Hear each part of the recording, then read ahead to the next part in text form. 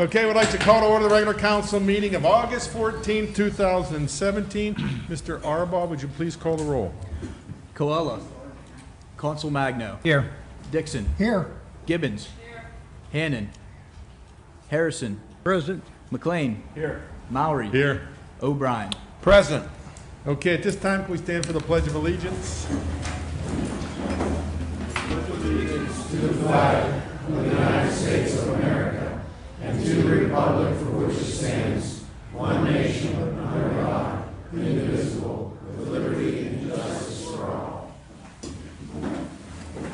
Okay, at this time, I'd like to turn to chair announcements. On August 14, 2017, before we came out, we had an executive session for legal issues and property negotiations. At this time, I'd like to turn to the reports to the officials and the library director's report.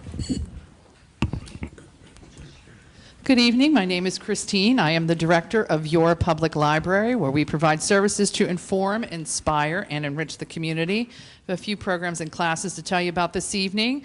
We'll be hosting our last blast. It's the end of summer reading party celebration on Wednesday, August 16th from 6 to 8 p.m. This is a family activity. Even if you did not participate in summer reading, you are invited to the party. Ronald McDonald will be performing at 6 p.m. Games and crafts will follow, and then the summer reading grand prize drawings will take place at 7:30. We have a seminar on how to pay for college on Thursday, August 17th at 7 p.m. Kim McCurdy, a higher education access partner for FIA, will present information on the financial aid application process, what types of aid might be available for students, strategies to start thinking about affordability before your student starts to apply for post-secondary school. So all parents with any grade level high school student are encouraged to attend. And on Wednesday, September 6th at 10 a.m., we have a beginner's guide to elder law presented by Zachariah Brown, elder law specialist. Topics include long-term care planning, asset protection planning, Medicaid and veterans benefits eligibility, and gifting rules.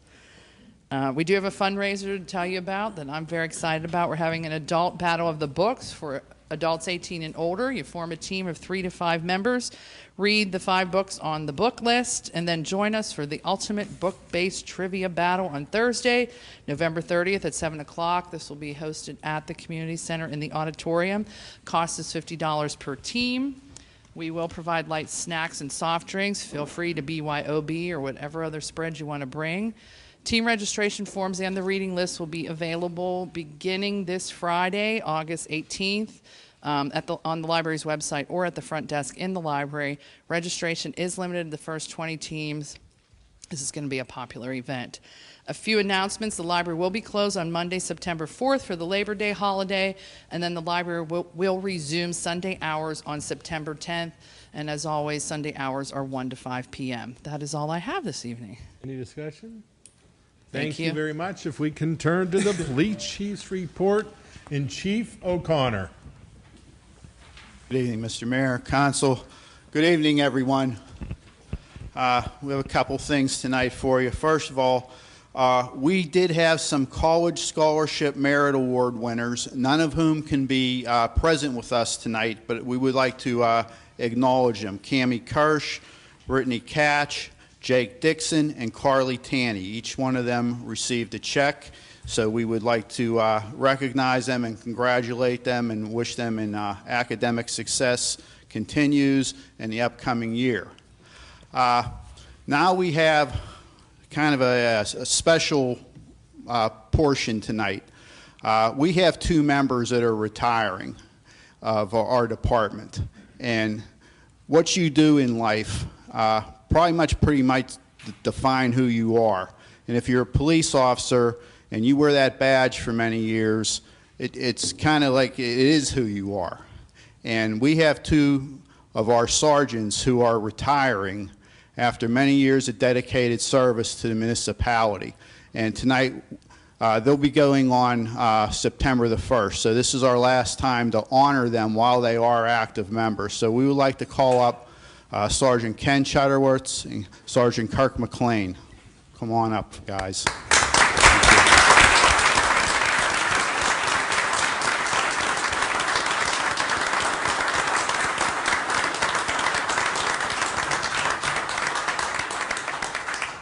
and just tell you a little bit.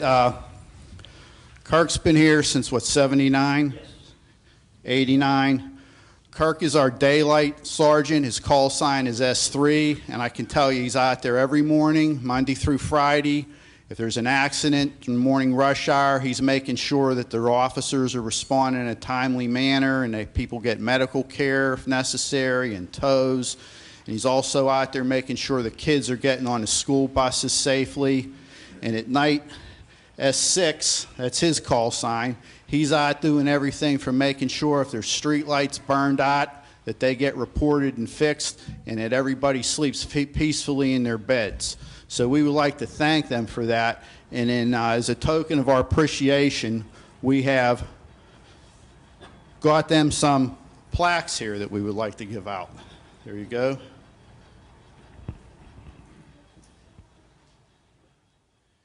Here you go. Thank you. All right, my friends, thank you. God bless. Take care. Thank you. Thanks, everybody. Thank you.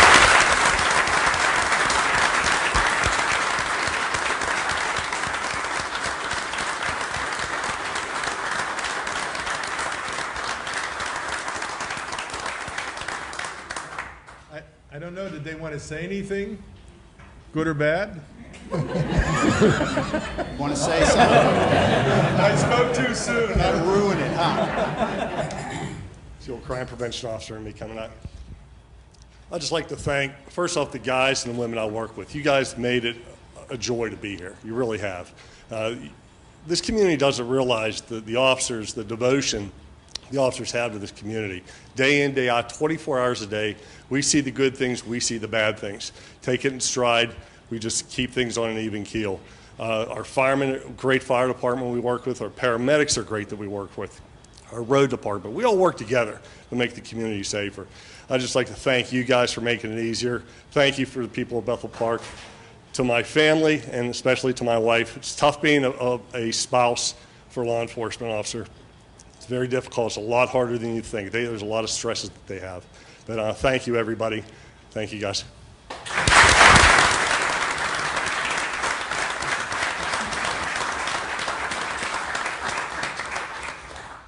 I won't try to top that, but I had a good time, and if I had the chance, I'd do it all over again. We have a great community here. I've lived here most of my life, graduated high school here, and it's a great community, and I'm glad to be a part of it. Thank you.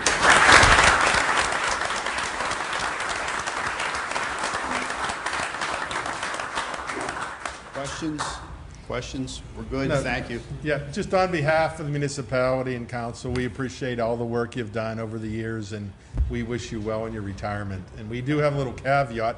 You're not allowed to come to the microphone and say anything for at least a year after retirement. Thank you very much. Thank you. Thank you. At this time, we'll turn to the fire chief's report. Well, good evening, everyone. My name's Bob Brown. I'm the Assistant Fire Chief. I'm not sure I can top what just happened there, but just let me say on behalf of myself, for sure, and certainly the fire company, it's been a pleasure working with Sergeant McLean and Sergeant Chudderwitz all these years. I've been in the fire service here almost 30, so it's been a pleasure, actually.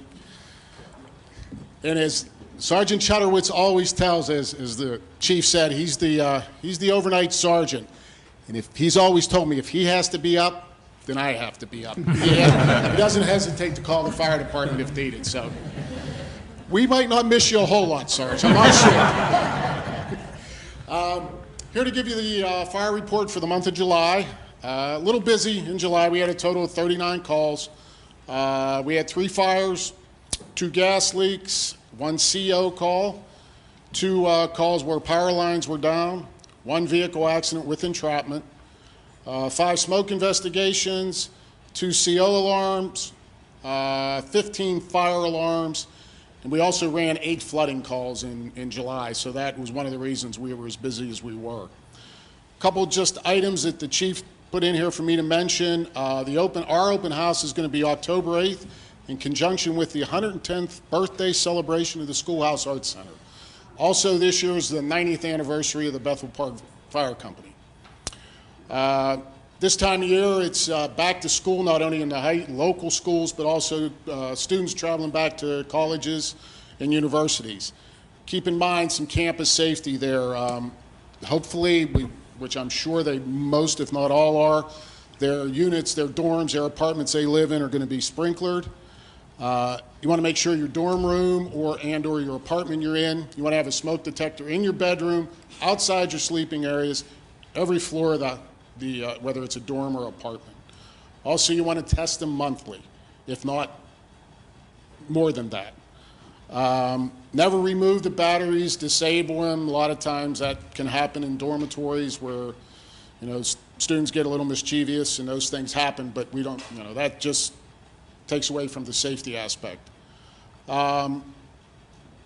If you have fire drills or the fire alarms go off when you're at school, don't ignore them.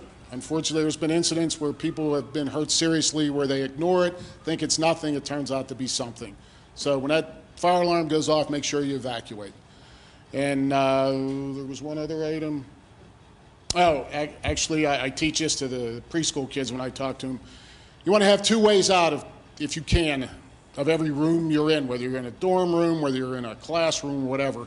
Just be cognizant of being able to get out two different ways, because the main way you go out may be blocked. So just a few reminders for the guys and gals going off to school. And other than that, that is all I have. Any questions? Thank you very much. And if we can turn to the mayor's report and Mayor Allen. I also want to thank both sergeants for the work that they've done. Sergeant McLean, I would see pretty much on a regular basis somewhere around town during the day. But I also see Sergeant Chudowitz at 3 o'clock in the morning when my alarm goes off. So I've seen him at the store more than I really want to, but I will miss you. I don't know who's going to show up next time, but thank you very much and good luck. I just have a few things tonight. I want to thank the people that worked on our trolley beautification. I think all, including Public Works, actually did one. If you take a ride out there and see the job that they did, they really made the view a little bit nicer for the people that take the tea in the morning. One more item on the 90-plus luncheon that we have October 6th at 12 o'clock. If you know of anybody that's 90 years or older, we meet at the community center, and you can get a hold of us or get a hold of Janet here at the municipal building. Her extension is 211. Also, it's not too early to think about the fall cleanup that we're having October 21st. And of course, I'll mention it next month and a month after. However, we did have 2 Boy Scouts, and their names are Anthony Stephan and Austin Brown, who took it upon themselves. They needed 3 hours of service, and they went out about 2 weeks ago, and they cleaned as much litter as they could in the bad sections around Walmart, Shop and Save, where it seems like the litter just seems to pile up there. So they spent 3 hours to make those places look nice, including Lions Park. Unfortunately, we're winding down on the farmers market. Farmers market is still Tuesdays from 3 to 7. It's up at St. Thomas More, and that'll run through September 26th. And last but not least, I want to mention everyone that Bethel Park Community Day is September 9th, which is Saturday at the high school parking lot. It starts at 9 o'clock. The parade starts at 9. Community Day festivities are from 10 to 4. And this year, from what I'm hearing, they're having a dunk tank. So we're looking for volunteers. Actually, they're not volunteers. We already assigned them. I got 5 votes that it's him. So Sean will be there if you want to dunk Sean, and we'll fill the other places in. And that's all I have. So thank you. Thank you very much. If we can turn to the municipal manager's report. The gentleman who's going in the dunk tank. Good evening, Sean Arbaugh, Municipal Manager. I'd just like to thank the sergeants also before they leave. Good luck on your retirement. And thank you guys for making me feel at home here in the municipality. I really appreciate it, and I'm going to miss you both. Take care. Good luck. Just a couple brief things. Wanted to let you know Please remember August 31st is our town hall meeting. It's 6 p.m. at the community center. We'll have lots of different speakers there and answer all kinds of questions. We'll have the police there, Public Works. We'll have our engineering department, also Parks and Recreation. So come on out and meet the folks, and there'll be light refreshments and snacks provided. Also, just want a quick update on our road program. It has kicked off. We have started replacing storm basins throughout the municipality, doing inlet work, and paving started today on Broad Street. So we will have an updated schedule of our paving schedule by the end of the week, so feel free to check that out and see what roads are going to be up next. Lastly, just wanted to remind you, Columbia Gas, luckily they're almost done in our municipality. They should be wrapping up operations around the first week of September. They have said by September 15th they should be completely done with everything, including restoration, so I'm sure we'll all be happy to see them move along and stop the disruption in the community. At this time, I just wanted to bring up Nora Helfrich, the director of the Tri-Community South. Nora has a little special presentation this evening. Had an incident that I'm going to let her describe, and hand off the microphone to her. Thank you. I'm sorry that the other crew had to leave. Alan Jackson will tell you a little bit about what happened and why we're here. He's one of our paramedics. All right. Good evening, folks. One thing I want to say, a little spiel for cardiac arrest and CPR. Every minute someone goes without CPR is a 10% less chance they're going to survive. So it's one of the things that I think we should all learn. Also, it's one of the things that played into this call. I'll give you my part of the call. We get the call for a male that's short of breath. He was over here at the community center. About halfway to the call, they said they're now doing CPR. So we get over there. They're doing CPR. I get out of the truck and I get met by Officer Simsek. He says, "Hey, man, they shocked this guy. He's now breathing and has a pulse." So that's a good benefit. We get there. He's got a pulse. He is breathing, which is a very good thing. By the time we got him to the ambulance, he's now conscious but still confused. By the time we got him to the hospital, he was talking and alert like everybody else is right now. And it all was done due to the American Heart Association's chain of survival. I was the last chain of survival. I was advanced care. And to be honest with you, I didn't do very much. Someone else did all the work. I supported him. I watched him in case he went downhill again on the way to the hospital. What had happened was, first chain of survival, first part of the chain, someone recognized there was a problem. This young man's short of breath. Got EMS on the way. Finally, he sat down, stopped breathing, went into cardiac arrest. They got a little bit more help involved. They found, I believe, one of the public works officers. I didn't meet this guy more than like 30 seconds that day because we're pretty busy. Topo was there with us. He did good. Steve Russick, come on up. So the staff there called for help. You were mowing the grass? I was just taking my coffee break, actually. He's taking his coffee break. I was sitting down and doing The man here knows CPR. He knows how to use an AED. I don't know exactly what happened on scene, but I heard that you did some compressions. Heard that you put the AED on right away. Said defibrillate him. He defibrillated him once. I heard you were kind of nervous because when the officers got there and found out he had a pulse, you would continue to do CPR. You were kind of worried whether you should have kept on going. You should have, and you helped. Because what happens is you shock the heart. It's back beating again, but it's not doing the best. So you gave it that little bit of help for the next 2 minutes, 3 minutes until we got there. So basically, you saved that man's life. No doubt about it. I supported. He saved the life. End of story. So we want to give you a little bit of an award here. This is from Tri-Community South, Bethel Park, and the Sudden Cardiac Arrest Foundation. First of all, he gets the lifesaver. They fight over those. He gets the Sudden Cardiac Arrest Hero Pin. And third, certificate of heroism from the Sudden Cardiac Arrest Foundation, Tri-Community in Bethel Park.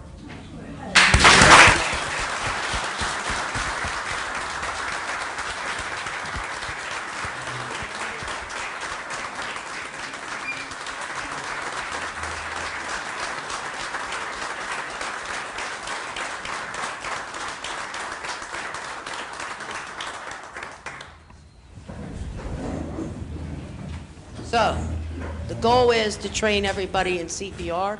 It does work. We have AEDs placed everywhere. Bethel police officers don't go anywhere without their AEDs, and they know how to do CPR. All of our communities do, and the kids in school. I hear every day, I'm never going to need to know how to do that. In the last 3 weeks, we've had 3 near drownings of children. So if you have swimming pools, please make sure you know how to do CPR, especially on the pediatric patient. We've had 4 cardiac arrests, all young adults. CPR does not affect just the elderly. So if you're interested in taking a class, we'll be happy to teach you. And again, thank you. If you would not have done that, there's no doubt this gentleman would not have had a second chance at life. We call that his rebirth, and he currently still is alive. A CPR save is when the patient is discharged to home without any neurological deficits. So, very nice. We really appreciate that. Thank you.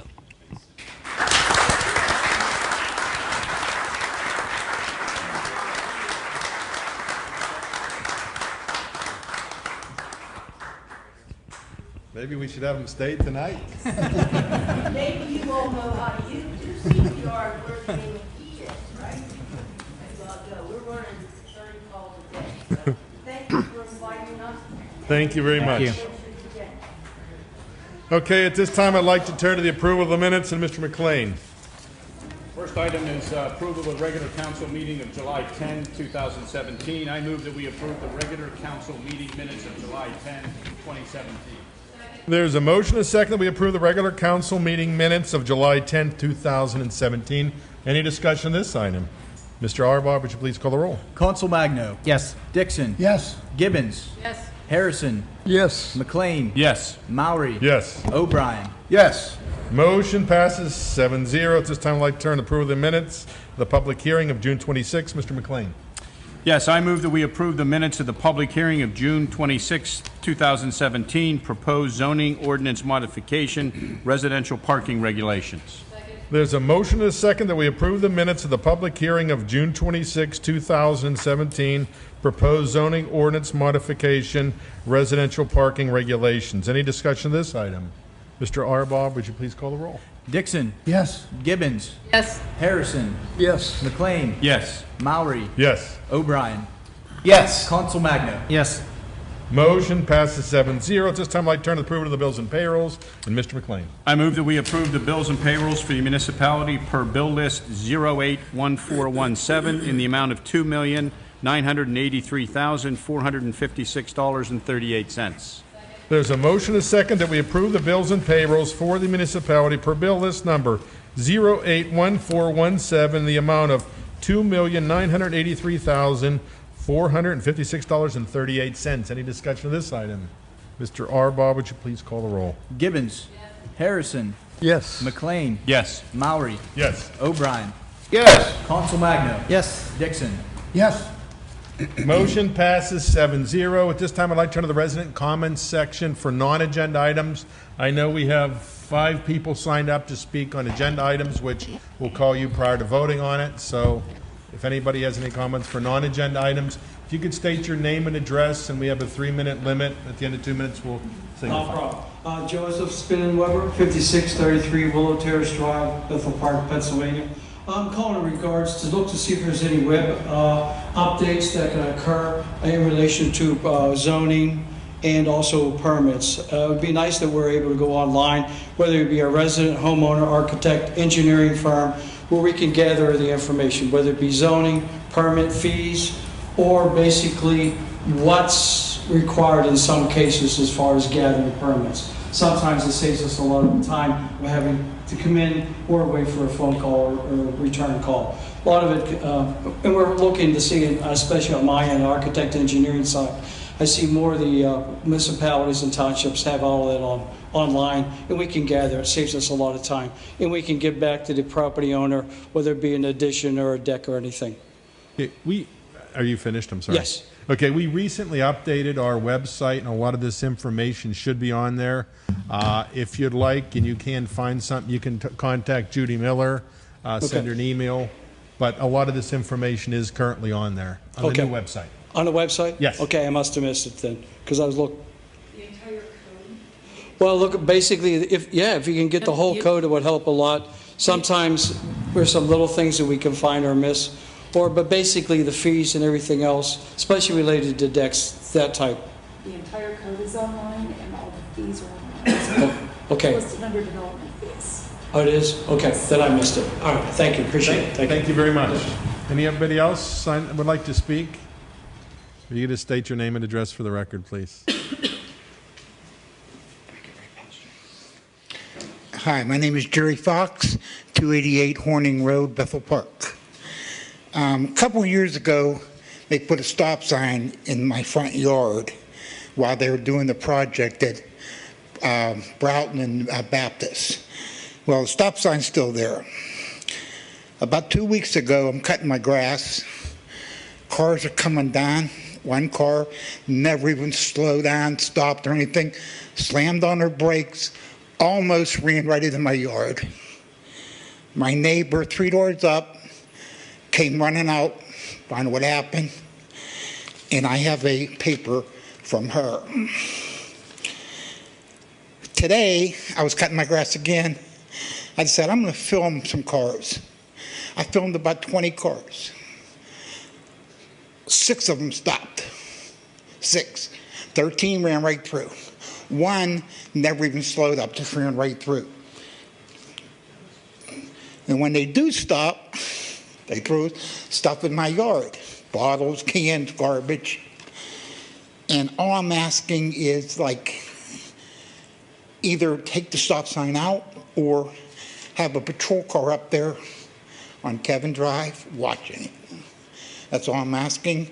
And I'd appreciate it if it would be taken out, because when cars are pulling out of Kevin, you don't know if you're going to get hit or not. You'll have no idea if cars are going to stop. I appreciate it. We'll advise the chief, You want and this? you could leave that, yes, please. And we will get that on our traffic rotation, that intersection. Okay, thank you. Thank you very much. Any other residents like to speak? Hearing none, can we turn to health? Excuse me. I'll just give it general policy and finance, and Mr. McLean. Thank you. First item on the agenda is the employment of a police officer. I move that we hire Matthew Poling as a police officer for the Bethel Park Police Department in accordance with Chief O'Connor's correspondence dated August 8th, 2017. Second. There is a motion and a second that we hire Matthew Poling as a police officer for the Bethel Park Police Department in accordance with the Chief O'Connor's correspondence dated August 8, 2017. I think we hired a few officers last month. We mentioned that we would be hiring another officer this month. As you see, we have a couple retirements this year and some things next year, so we're kind of building the force back up. So is any discussion? Mr. Arbaugh, would you please call the roll? Harrison. Yes. McLean. Yes. Maury. Yes. O'Brien. Yes. Consul Magno. Yes. Dixon. Yes. Gibbons. Yes. Motion passes 7-0. Mr. McLean. Mr. Maury, there are no other agenda items under general policy and finance. Thank you, Mr. McLean. Are there any additional items? Hearing none, I'd like to turn to planning and zoning, and we have a few residents signed up to speak. The first few are on item A, ordinance 8-1417, additional parking requirements. That's parking in the front yard. If you'd like to come up, Connie Stathis. If you could state your name and address, we have at the microphone, please. We have a 3-minute limit, and then Sure. certainly. Connie Stathis, 3529 Valley Drive, Pittsburgh 15234. I have come here today just to say thank you for visiting this particular issue. I know it's been under review for several years, but I also know that the only community in this area that does not have an ordinance that would actually make for good neighbor ordinance would be Bethel Park. We really do need to restrict the parking. We have, not just on my street, but as you go through all of Bethel Park and you see cars parked on the lawn and you see driveways empty and you see that people don't move the cars from one day to the next, it's ridiculous. And when there's ample parking, that's a problem. And I understand there have been some issues regarding narrow streets, and there are issues to be addressed, but I don't think that those are insurmountable. I think we need to look to keep our pride in ourselves, our homes, our neighborhood, and our community as a whole, and hold up our property values. All of the other communities have done this for that particular reason, and I think Bethel Park needs to step forward. So I want to thank you in advance for your pushing this agenda forward. Thank you. Thank you very much. Is there a Dave Blackware? Blackmore, Black- I'm here. I don't need the microphone. Could you come up, because we're videotaping this, if you don't mind. Well, Mr. Murray, well, he's coming to the microphone. I'd like to just clarify to the lady that providing for parking, a parking position in the lawn does not does not cause people to park in their driveway. I mean, they can park in their lawn parking place even when the driveway is vacant. And I just wanted to. Maybe she wants to respond. Just a second. I think you're missing the point. I think that we as a community need to take pride in our homes. I think if this was taking place in your neighborhood and you saw it to be an unsightly issue, we don't put out our trash early on Sundays. We have certain days and hours. I can't put my washing machine out front and start doing the laundry. I can't do a lot of things because we are not a rural area. We are a community. We are right here standing side and shoulder with Upper St. Clair and Mount Lebanon and Baldwin and Whitehall. We are not in the outskirts. We don't each have 4 or 5 acres of lawn. We all look at our neighbors' yards, whether we choose to or not. It's pretty obvious when a yard is being used for a parking area. And so I'm just saying, we can do better. I think you all can do better. Thank you. Thank you. I live on the same street that Connie does. And I've been ticketed, parked on the street. I've been ticketed blocking the sidewalk. I do have a 4-bedroom house. It's not very often that I use the lawn to park on, but I need the lawn to park on, especially since Valley Drive is a shortcut over to Baptist. And Valley is narrow. That's all I have to say. Thank you. John DeLillo?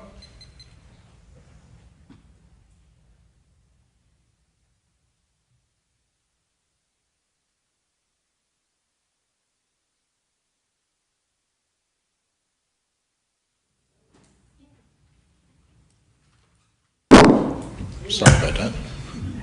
John DeLillo, 1565 Lucille Drive, Pittsburgh, PA 15234, better known as Hamilton Heights. Thank you very much. So there. To the Council and to Mayor Allen. Tonight, 14 August 2017, the agenda includes a vote on an ordinance that specifically speaks to vehicles parked on non-paved portions of yards. I'm going to ask you respectfully to vote no on this ordinance for the following reasons. While it is possible to obtain a hardship exemption, it requires a further hardship of $250 for the exemption, or waiver, or variance. Regardless of what it's called, handicapping a hardship with a fee is a bit disingenuous. I believe the ordinance is slanted too much towards vehicles. I'd like to see the council rework this ordinance into an unsightly property ordinance. It'll cover more ground. And so long as there are no complaints about such parking issues by neighbors, why the sudden rush to begin enforcement of parking a camper, a trailer, or a boat, or a car on an unpaved portion of a yard? You might want to also look at commercial vehicles that are parked on Bethel Park streets. And what about folks who, for whatever reason, simply will not park in their own driveway? I'm sorry, I don't get that. I'm going to close quickly. This ordinance needs work. Charging a fee for a hardship is in itself a hardship. Bethel Park is hardly unsightly. However, there may be a few exceptions. And in my observations, those exceptions are not automobiles or vehicles or boats. Trash heaps on side yards are not abundant, but likely they should be addressed first. Thank you. Thank you very much. Okay, we will go to item A on the agenda, then we'll come back to the additional items. Mr. Dixon? We have several items on planning and zoning tonight. First is ordinance number 8-14-17, additional parking requirements. I move that we approve ordinance number 8-14-17, amending the zoning ordinance establishing additional regulations related to all residential parking. There's a motion and a second that we approve ordinance number 8-14-17, amending the zoning ordinance establishing additional regulations related to all residential parking. Any discussion of this item? Mr. Barr. Mr. Harrison. I don't think I've heard the word used, but I think this is about aesthetics. I can tell you in my nearly 44 years of representing the Fifth Ward, I've never had a call from anybody concerned about a car parked in the lawn. I'm not saying there haven't been, but I don't recall getting here. I made a phone call. Okay. I asked for the $5. Okay. I appreciate. We're not allowed. Okay, it's fine. What concerns me, a thing that concerns me about this ordinance is that it allows people to provide places in their front yard to park their cars. And I'm concerned if you go into a neighborhood that has a nice house, nice manicured lawn, and the neighbors, this ordinance allows those people to dump a truckload of gravel or red dog and smooth it out and park there. I suggested to council that at least we ought to make the parking space that's added consistent with the driveway. For instance, if you have a concrete driveway, you ought to have a concrete pad. If you have a blacktop driveway, you ought to have a blacktop. They rejected that. So having said that, I'm going to move that we amend the ordinance to specify that the parking area should be of the same material as the driveway for the residents. Thank you. There's a motion to amend the ordinance. Is there a second? Hearing none, the motion to amend dies. We'll go back to the original ordinance. I don't want to say this has been a controversial issue, but it's been well studied. It's been a few years since we've talked about it. It's piqued a lot of people's interest about, I think it brought to the attention. We don't have everybody doing this, but there are areas where people park. I know the Planning Commission studied it. We had it last month. We studied it. We've talked about it. It's not new. We've had a public hearing. And I guess, in essence, I think this is the right step. I'm very supportive of this. Is this perfect? I don't know. We'll find out. Does this impact every neighbor, every resident? Don't think so. There are areas that there are concerns where people are using their yards for parking. And kind of to Mr. Harrison's comment about somebody bringing a truck, a red dog, or encouraging people to park in the front yard, it's like saying putting a speed limit sign on a street is going to encourage people to speed, or put do not litter sign up is going to encourage people to litter. I think we need to start somewhere. As I said, is this perfect? I don't know. I believe it's the best we have at this point in time. There may be things, and we've talked about it, maybe Mr. McLean can speak, that we talked even about maybe reviewing this after the first year, find out how the implementation's gone, get some feedback. I think we have to start somewhere. I think this is a long debated, long discussed. I must say I've had a lot of people comment on it, majority supportive of it. So I would be supportive of this ordinance this evening. Mr. McLean. Thank you, Mr. Mowry.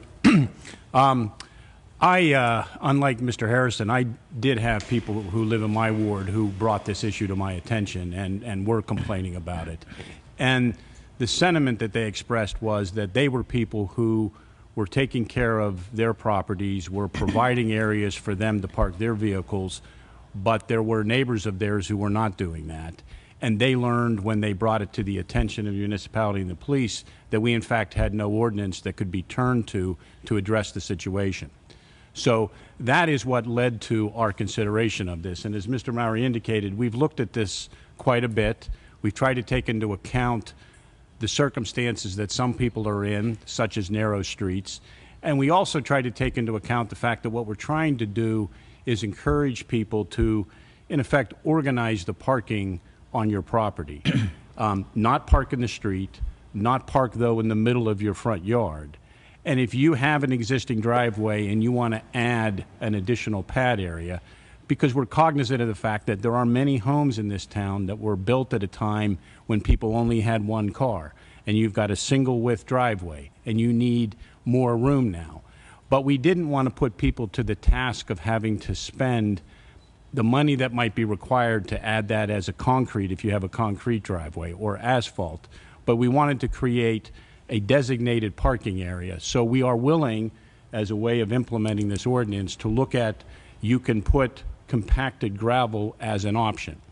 As Mr. Mowry indicated, one of the things we've talked about and said is let's put this ordinance into effect and let's see how it works in practice. And if it occurs to us in the observation of the way it's implemented that it needs to have more changes, we'll do that. But if we give it a year of being known in the community and being implemented and looking at the way the exceptions that we've put into it are working, then we'll be able to revisit it if we need to. But I think as one of the comments from one of the residents here today is, right now we don't have an ordinance that addresses this at all, and we think the time's come to do that. So those are my thoughts, and it's why I'm going to be voting in favor of it. Thank you. Any other discussion from council? Mr. Chairman. Mr. O'Brien. What a great discussion. There's many times we discuss ordinances and we discuss policies. And this one here in particular, the people of Bethel Park really got engaged. They gave us their opinions. They gave us ideas. They gave us problems. They gave us solutions. And over time. So it has been a great discussion. It has brought many things to light. And I agree that this may not be perfect, but it definitely is a start in the right direction. We'll take real good, closer looks at it, and if we have to modify it, we will. And I was just pretty happy with being a part of it. Thank you, Mr. Chairman. Thank you, Mr. Bryan. Any other discussion? Hearing Mr. none, Mowry?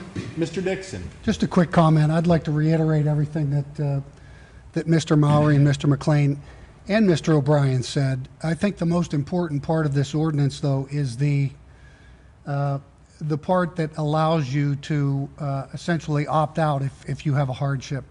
If you are cited for parking in your yard, you can take that to the authority and request an exemption from that, and we do allow for exemptions for hardship. So that's the key for me in voting in favor of this, is that if somebody cannot afford, or if the property does not allow for alternative parking, they can certainly appeal that and continue to park in their yard. So I'm going to vote in favor for this. Thank you, Mr. Dixon. Any other comments? Mr. Mowry. Mr. Consolmagno. I'm the last person to vote for a government to get involved with, the business of people. But this is just a common sense approach and a common sense ordinance that, I think just needs to be enacted. We wouldn't have an ordinance if people cut their grass every time it, got to the certain length. So it's just common sense, I wish we didn't have to do it, but, it's there. It'll be on the books, and we can take a look at it. So thank you. Thank you very much. Any other comments? Hearing none, Mr. Arbaugh, would you please call the roll? McLean. Yes. Mowry. Yes. O'Brien. Yes. Consolmagno. Yes. Dixon. Yes. Gibbons. Yes. Harrison. No. Motion passes 6-1. Next item on the agenda is application. Thank you. 2017-0371 Rite Aid, new structure. We have one resident signed up to speak, Mr. Murphy.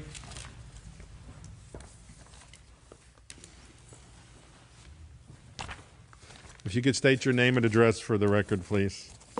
My name is John Murphy, 360 Southridge Drive. I'm representing Murphy O'Neill and Murphy. Property owners across from the catty corner from the Rite Aid development, and I'm here tonight to only enter into record a letter that was previously delivered, and I believe all the council members have seen it in regards to the stormwater pumping.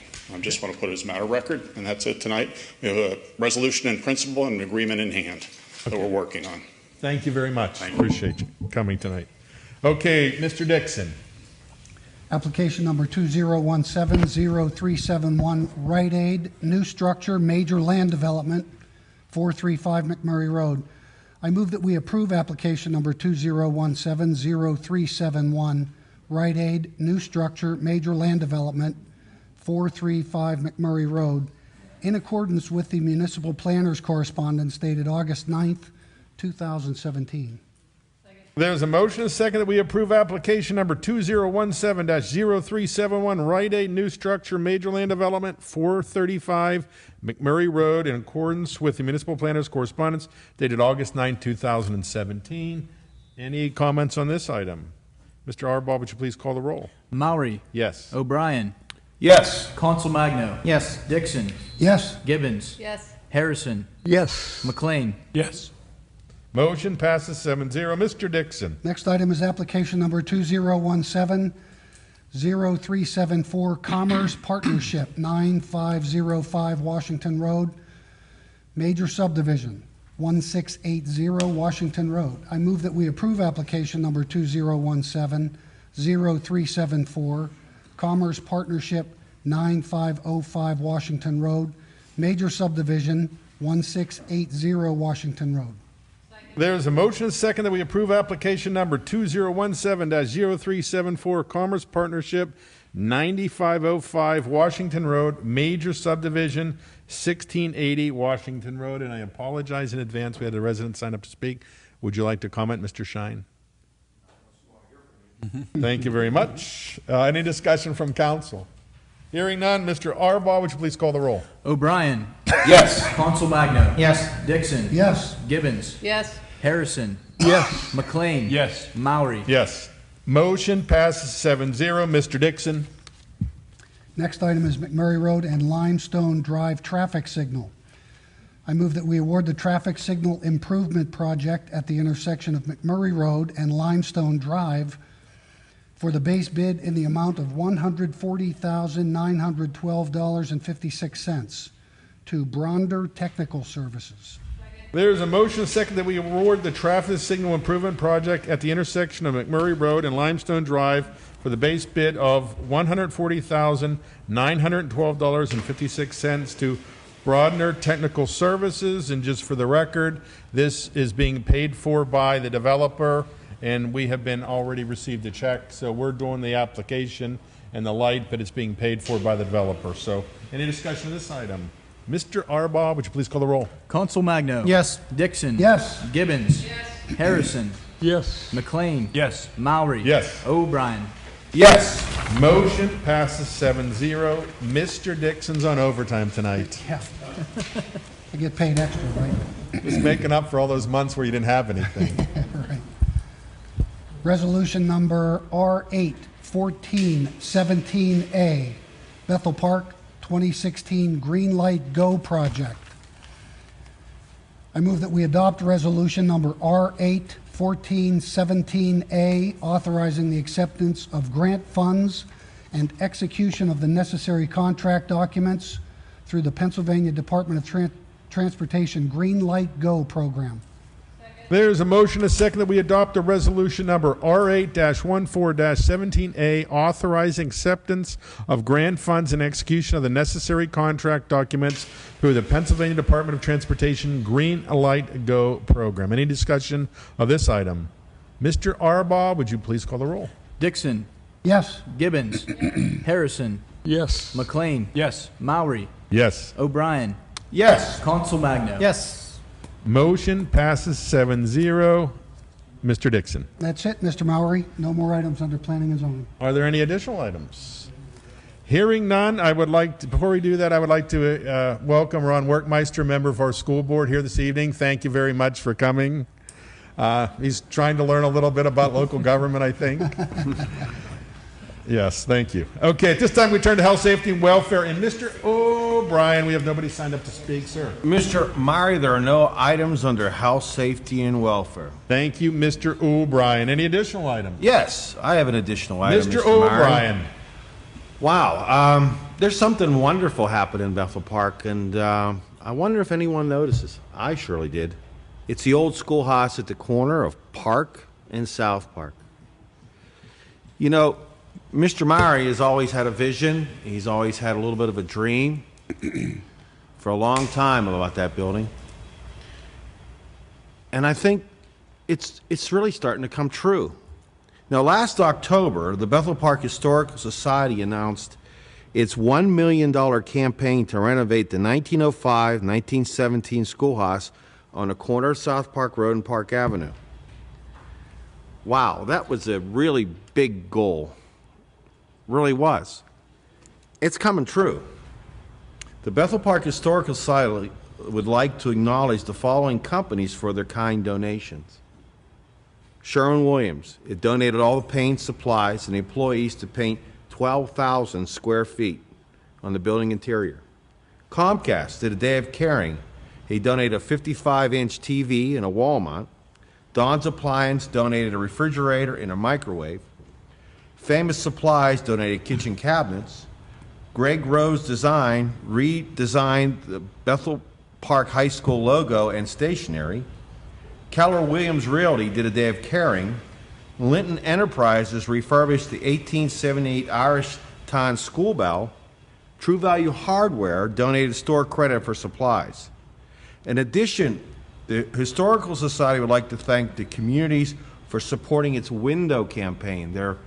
They got people to sponsor and donate the new windows. Over 8 decades of classes have participated from 1949 to 2016, as well as residents honoring their families and loved ones, and local businesses wanting to give back to the community.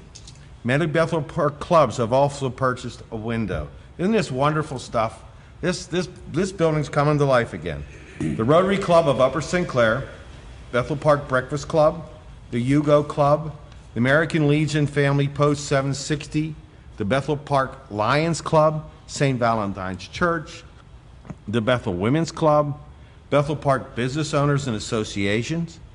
The Bethel Park Historical Society would also like to publicly acknowledge John Smutzer and his family, owners of Metropolitan Window Company, for offering a significant reduction price to replace all 107 windows in the building. Lastly, a debt of gratitude goes out to the individual families, organizations who have written substantial checks for naming rights to several classrooms. The William P. Murdoch family, the William Canals family, the Hollandheads family, Mercy and U. Senny families, Scott Anderson family, the Bethel Park Community Foundation, the Bethel Fife and Drum chapter of the DAR. In closing, we'd like to thank the community for sponsoring our efforts to resurrect a historical landmark, building, creating a museum honoring the miners and veterans, provided a venue for events, and developing artifacts and highlighting Bethel Park's history. This is just really good stuff. After talking to Mr. Murray, I tried to get him to give me the names of the volunteers. You know, this doesn't happen just by itself. There's lots and lots of people that are involved in doing this. And his pestering him, this is what he gave me. So this is what I'm going to read you. This is all. Skip, Joe, Brenda, Sue, Jim, Sue, Lynn, Jack, Sharon, John, Keith, Becky, Danielle, Russ, and Renee. They all don't have last names, but that's just Mr. Murray. That's the way he does it. No recognition, no glory for this wonderful project. We wanted to keep it simple. And all the people that really, really have stepped forward to make this a really good thing. Also, too, this week, tomorrow, the Rotary Club of Upper St. Clair, Bethel Park Breakfast Club, and the Bethel Park Historical Society, that's tomorrow, Tuesday, August 15th, 2017, from 6:30 to 9 p.m. is holding a wine and cheese social. I would like to see so many people come out and take a good look at this building and see what's really going on and how it's just starting to bloom at the center of our community. And I'd really like to thank Mr. Meyer and his group of volunteers. When you first announced $1 million, I said, wow, that's really stretching it. But you know what? They're really heading in a lot of direction. And I think you got some grants from the state, too, Tim, to put into this. It's really good stuff. It really is. And last but not least, some time ago, we all remember Logan School. And now it's somewhat of a senior living home, 55 and up. There were some questions from the residents, in fact, Mr. Hayes, who live around here. What happened to the eagle on top of the flagpole? They remember that eagle for a very long time.